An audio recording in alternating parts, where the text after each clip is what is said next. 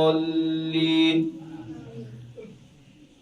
ما كان للمشركين أن يعمروا مساجد الله شاهدين على أنفسهم بالكفر، أولئك حبطت أعمالهم وفي النار هم خالدون.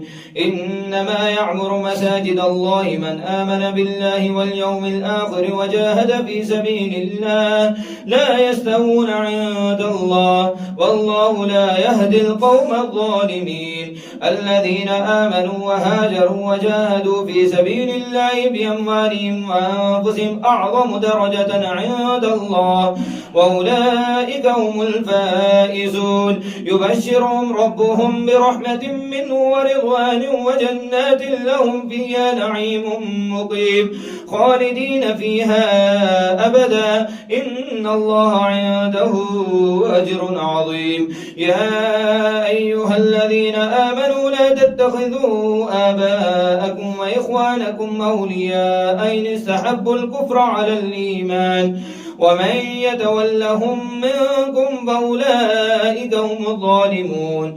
قل إن كان آباؤكم وأبناؤكم وإخوانكم وأزواجكم وعشيرتكم وأموال اقترفتموها وتجارة تخشون كسادها